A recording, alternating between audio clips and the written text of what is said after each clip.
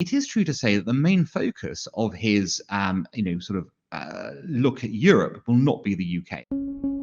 The White House looks set to be under new management next year, with Democrat Joe Biden elected President of the United States.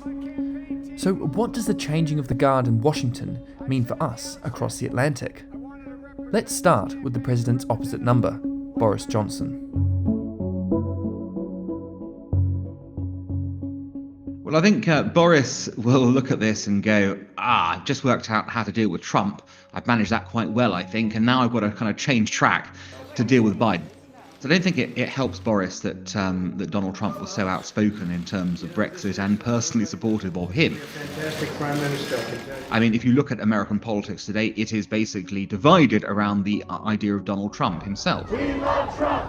We love Trump. And, whether rightly or wrongly, Boris will be seen by some Democrats as having been part of the broader Trump continuum. But what I'll say on this is, look, Boris is a people person. I don't think he believes that the Biden relationship will be difficult. Biden's quite a convivial guy as well. They're going to get on, I think, in person. There may be concerns about where the Biden administration may be looking to focus on in Europe, and there may be a sense that Britain will now be the forgotten partner in the transatlantic relationship.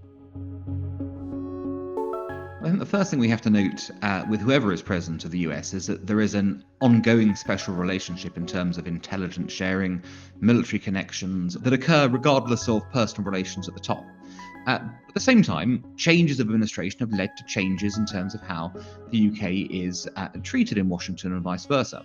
So he won't be going out of his way to hurt Britain, and that's the first point. It'll be more a case of Obama-style neglect, basically, more than anything else. I think it is true to say that the main focus of his, look at Europe will not be the UK. I think over time he's developed more interest in the EU as a concept, of course.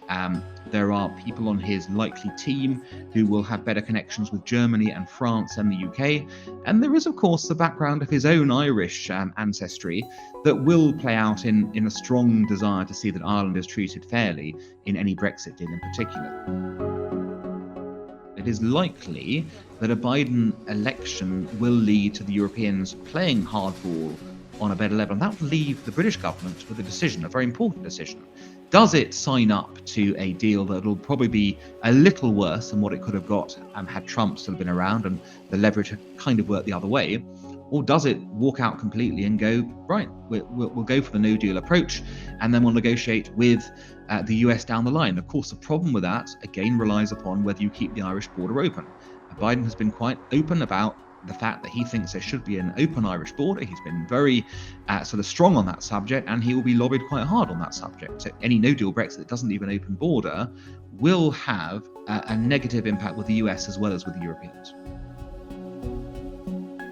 I mean, I think the negotiations were always going to be difficult when it came to the US anyway, over issues like the famous chlorinated chicken and such like, and there were going to be challenges there. And by the way, anyone who thought that Donald Trump would be a pushover at the negotiating table, obviously never knew Donald Trump. We're having very, very good meetings.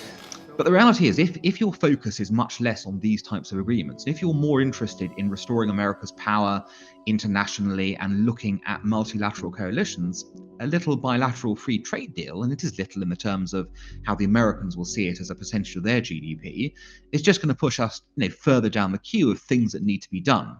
So I would suggest it's not necessarily that a deal won't get done full stop, but it's clearly won't be a priority. And as a result, we'll be trading under existing WTO rules with the Americans for a lot longer than we had hoped for. The one interesting facet of the election that hasn't really been picked out though yet, and might actually end up helping Britain, is that what we're going to end up with is likely a Republican Senate at the end of the day. It won't be confirmed until January probably, but leaving that aside, what that means is that when you come to confirming places in the cabinet, so for example the Secretary of Defense or the Secretary of State, left-wing Democrats will not be confirmed by a Republican-controlled Senate, nor will people who the Republicans associate too closely with the Obama order of international politics and how that's operated as well.